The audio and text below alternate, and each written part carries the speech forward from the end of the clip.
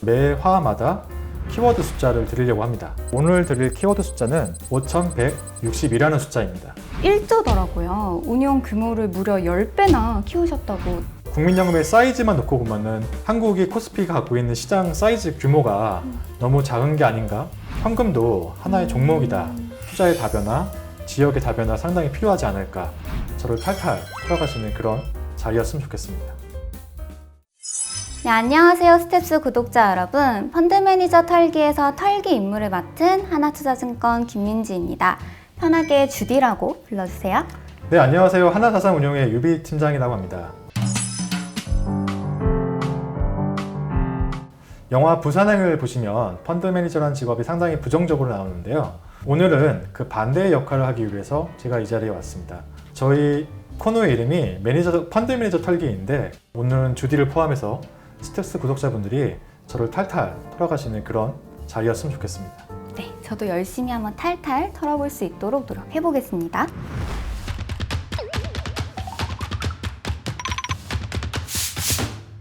유비 팀장님 하면 몇 가지 수식어가 따라다니더라고요. 첫 번째는 바로 이름인데요. 사실 좀 너무 많이 들으셔서 좀 지겨우시겠지만 네. 본명이신가요? 일단 제 본명이고요. 역사 속에 나오는 그분과는 한자가 좀 다릅니다. 특히 이제 제 빗자가 날 빗자를 쓰고 있는데 장비의 빗자가 사실 날 빗자이기 때문에 제가 항상 성장 과정에서 겪었던 많이 받았던 질문은 장비는 어디 있냐 그런 질문을 많이 받아왔었습니다. 이제 팀장님을 보면 유비, 장비 다 떠오를 것 같습니다. 두 번째 수식어가 바로 1조더라고요. 운용 규모를 무려 10배나 키우셨다고 제가 들었거든요. 일단 10배라는 숫자가 커 보이기는 하는데 저는 2007년도에 여의도에 처음 왔었고요. 그리고 현재 근무하고 있는 하나자산운용에는 2009년부터 근무를 시작했었습니다. 실제 매니저를 시작했던 거는 2013년부터 제가 시작했던 것 같고요. 대략 그때부터 900억 정도로 시작했던 운영의 자금이 현재 2021년 말 기준으로 순자산 기준으로 대략 한 1조 정도의 자금을 운영하고 있습니다. 역시 뭔가 포스가 남다르다고 느꼈는데 대단하신 분이셨군요. 특히 요새 같은 시장이 시장 변동성도 상당히 크고 그쵸. 하루하루가 희비가 워낙 엇갈리는 시장이 지속되고 있기 때문에 대단하게 봐주시는 건 감사하지만 오히려 많은 분들 중에 한 명인 시장 참여자로 이해해 주시면 좋을 것 같습니다. 시장 참여자분들 중에 한 명이라고 생각해 줬으면 좋겠다라고 말씀하신 게 되게 인상 깊은데요. 혹시 1조를 운영하시면서 가장 기억에 남는 에피소드가 있으실까요? 2018년도 초반에 2017년의 성과를 바탕으로 상을 받았던 게 가장 기억에 남는 것 같습니다. 오, 상도 받으셨어요? 네, 그 과정에 있어서 제가 갖고 있었던 투자 철학이라든가 열정을 일정 부분 수익자분들께서 좋게 봐주셨기 때문에 그 자금이 한 10배 정도까지 커가지 않았나라고 생각하고 있습니다.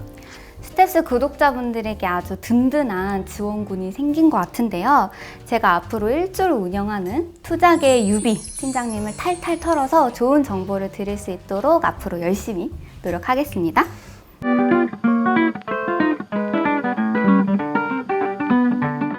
사실 오늘 제가 털리는 것만 마음의 준비를 하고 왔는데 네. 그 전에 주디도 먼저 털어봐야 될 것 같아요. 저를요? 네.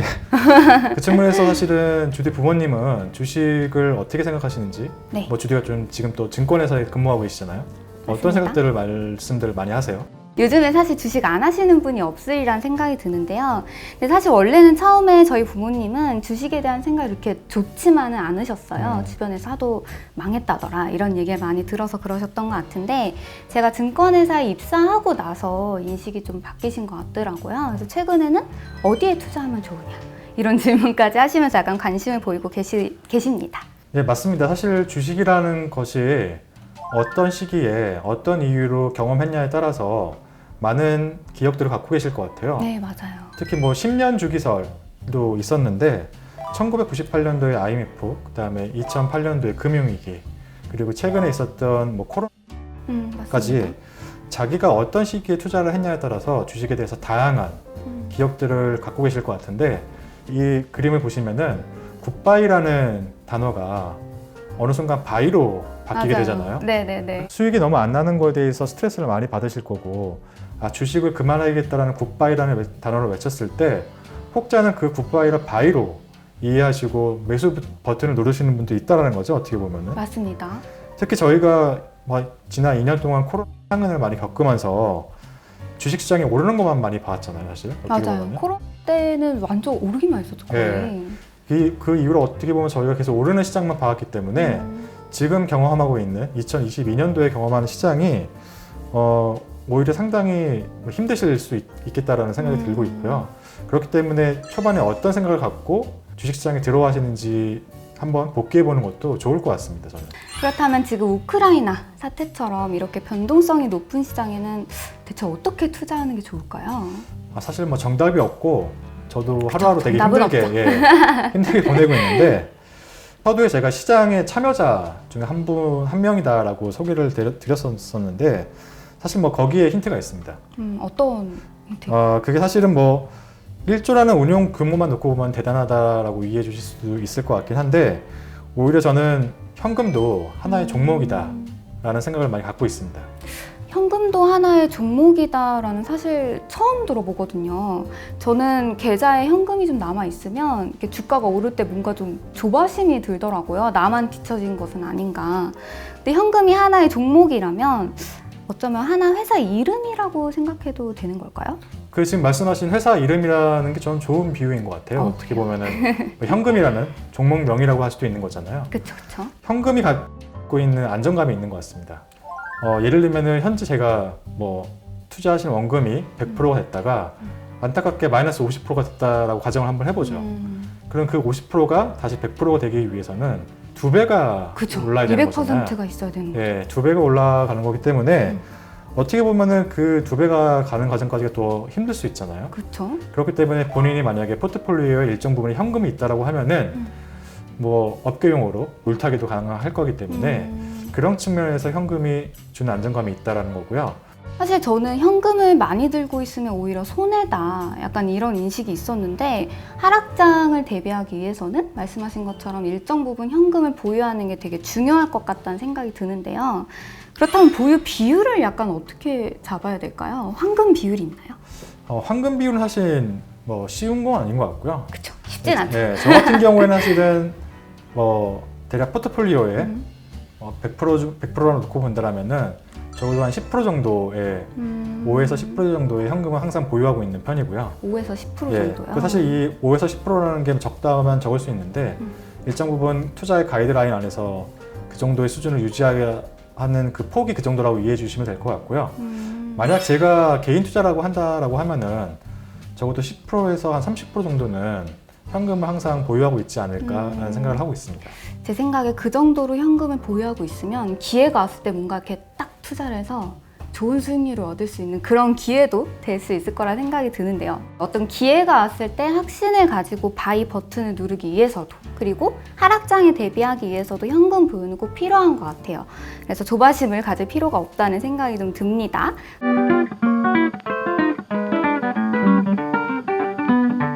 팀장님, 최근에 혹시 베이징 동계올림픽 보셨나요? 저는 동계올림픽 소식을 들으면서 2021년 기업 올림픽이 생각이 나더라고요. 최근에 정경련에서 발표를 했잖아요. 이게 글로벌 500개 기업의 업종 분류랑 매출액을 기준으로 메달을 산정했다고 하더라고요. 한국은 거기서 기술 종목에서 은메달 1개를 획득해서 전체 9위를 기록했다고 합니다. 네, 종합 1위는 역시 미국이 차지했죠. 네. 중국이 2위를 차지했는데 두 기업이 차지하는 메달 숫자가 전체 총 메달의 70.2%를 차지한다고 하더라고요. 전체 메달 비중의 70.2%요. 네, 상당히 많은 비중을 차지하고 있는데 역시 G2의 국력을 저희가 간접적으로 알 수 있는 숫자였던 것 같습니다. 안타깝게 한국 같은 경우에는 2019년도에 LG화학을 배출한 이후로 새로운 대표 선수가 없다라는 것들이 상당히 좀 안타까운 부분이었는데요. 그만큼 결과적으로 저희가 더 넓은 세상에 투자를 해야 되지 않을까라는 생각을 하면서 저는 주디한테 질문을 드리려고 해요. 어떤 질문이죠? 매 화마다 키워드 숫자를 드리려고 합니다. 그래서 제가 오늘 드릴 키워드 숫자는 5162라는 숫자입니다. 5162요. 사실 어떤 의미인지 전혀 감이 안 오거든요. 감이 잘 안 오시겠지만 앞에 소개해뒀던 그 메달 수를 놓고 본다라고 하면 베이징 올림픽은 몇 개 메달 따는지 혹시 기억하세요? 제가 앞에도 말씀드렸지만 그렇게 열심히 보진 않아서 솔직히 정확한 매달 수는 잘 생각이 안 나는데 한 10개 남짓 정도 됐었던 것 같은데요. 네, 그쵸. 저희 정확하게 맞추신 것 같은데 정확하게 총 메달 수는 9개를 땄다라고 합니다. 9개요. 네. 제가 거의 맞췄네요. 그렇죠. 그럼 이게 혹시 아까 말씀하셨던 5162라는 숫자랑 연관성이 있는 건가요? 5160이라는 숫자는 2021년도 통계청에서 집계한 한국의 인구수라고 보시면 됩니다. 한국의 인구수요? 네, 그렇죠. 사실은 인구수가 어떻게 보면 잠재적인 시장 규모라는 측면에서 저는 상당히 중요한 숫자라고 생각하고 있습니다. 그러니까 인구수가 결국에 그러면 약간 시장 사이즈라고 받아들이면 되는 걸까요? 네, 그렇죠. 어떻게 보면은 전체 지구촌의 인구수가 79.5억이고요. 그다음에 글로벌 인구수 1, 2등이 중국과 인도인데 제가 14억 정도의 인구를 보유하고 있습니다. 추가적으로 3등을 하고 있는 미국 같은 경우가 대략 한 3억 3천 정도의 인구를 유지하고 있는데 보시면 아시겠지만은 인구수를 갖고 있는 것들이 어떻게 보면 시장, 각 국가의 시장의 규모라고 저희가 알 수 있을 것 같고요. 특정 국가는 사람 수가 많기 때문에 큰 시장 규모를 유지하고 있는 반면에 오히려 부가가치가 높은 산업을 갖고 있기 때문에 오히려 큰 시장을 유지하고 있는 국가도 있다라고 볼 수 있을 것 같습니다. 인구수랑 시장 규모가 되게 밀접한 연관성을 갖고 있는 것 같아요. 다른 주요국의 인구수와 경제 규모를 떠올리니까 더 쉽게 이해가 되는 것 같은데요. 특히 뭐 일본 이웃나라 일본의 사례를 보면 더 직관적일 것 같아요. 1.3억 명이 좀 안 되는 인구 기준으로 봤을 땐 대략 11위 정도의 국가이고요. 인구 대국이죠, 어떻게 보면. 그렇죠. 1억 명이 넘었으니까. 네, 1억 명이 넘었으니까. 그래서 인구수만 놓고 본다라고 하면은 우리가 일본을 평가할 때 잃어버린 30년이다라는 얘기를 많이 하고 있음에도 불구하고 여전히 일본은 경제 대국을 지위를 유지하고 있잖아요. 유지하고 있죠. 예, 그런 측면에서 보면은 결과적으로 국가 경쟁력이라고 하는 것이 적정 규모의 내수 시장을 바탕으로 하는 인구가 상당히 중요하지 않나라는 생각을 하고 있습니다. 그러니까 저희가 주요국의 그 경제 규모와 인구수를 보면은 우리나라의 위치를 좀 직관적으로 알 수 있을 것 같은데요. 조금만 더 이 차트를 설명해 주실 수 있으실까요? 네, 지금 보시는 차트를 보면은 좌측에는 베이징 올림픽의 올림픽 개수를 보여주고 있는데요. 어떻게 보면은 그 많은 인구수를 바탕으로 해서 그분들의 풍부한 인적 자원으로 바탕으로 딴 메달 개수라 볼 수 있을 것 같은데 그 옆에 보시는 글로벌 GDP의 규모라든가 1인당 GDP를 보시게 되면은 인구 규모 대비 부가가치를 얼마나 만들고 있느냐를 우리가 알 수 있습니다. 특히 그 다음 칼럼을 보시면은 각 국가별로 시가총액이 나오고 있는데 저는 한국 코스피를 바라볼 때 인구수와 함께 그 냉정한 현실, 어떻게 보면은 인구수가 갖고 있는 내수시장의 한계가 있기 때문에 한국이 지금까지 성장함에 있어서 오히려 수출 주도의 성장을 해왔을 수밖에 없었다라는 게 작금의 현실이다. 그리고 그걸 바탕으로 글로벌 산업의 변화가 어떤 흐름을 바탕으로 변화했는지가 저희가 주목한다라고 하면은 그 안에서의 투자 기회가 많이 있다라고 저는 보고 있고요. 또 혹자분들은 뭐 코리아 디스카운트다.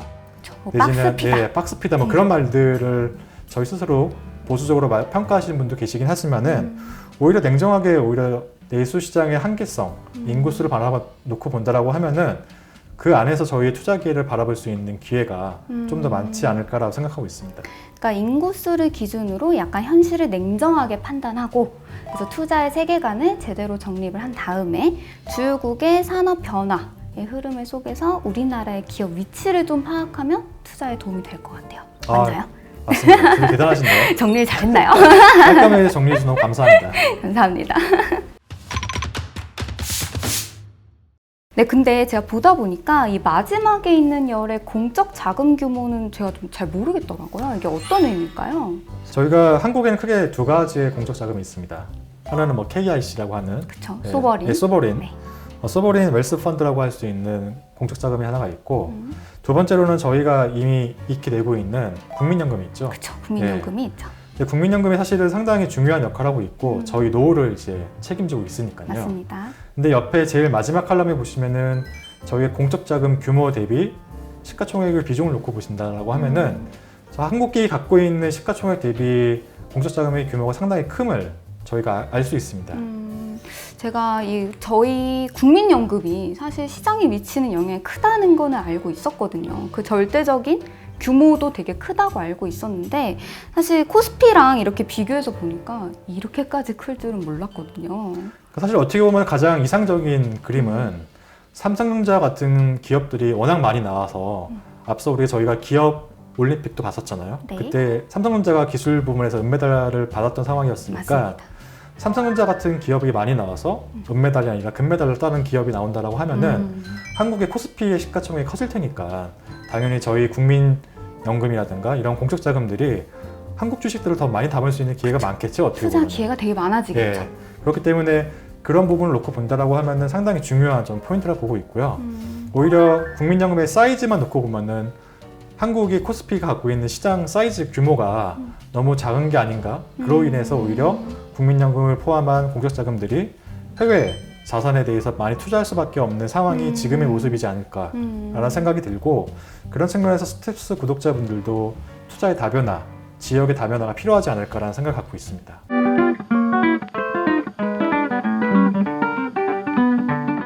네, 오늘 1화여서 사실은 너무 당연한 얘기를 한 게 아닌가. 저는 얻어가는 게 많았어요. 그렇게 생각해 주시면 너무 다행이고요. 오늘 제가 드리고 싶었던 두 가지였던 것 같습니다. 첫 번째는 현금도 하나의 종목이다 라는 생각으로 투자의 포트폴리오를 구성하실 때 현금의 중요성에 대해서 많이 인지를 하셨으면은 지금 힘든 구간에서도 오히려 심적인 안정감을 좀 더 얻으실 수 있지 않을까 생각을 하고 있고요. 네. 두 번째로는 아까 마지막에 보여드렸던 연금의 대비 시장의 규모에 있어서의 사이즈를 놓고 본다라고 하면은 오히려 한국 기업들이 더 많은 좋은 기업들이 많이 나오는 게 필요하고 추가적으로는 투자의 다변화, 지역의 다변화 상당히 필요하지 않을까.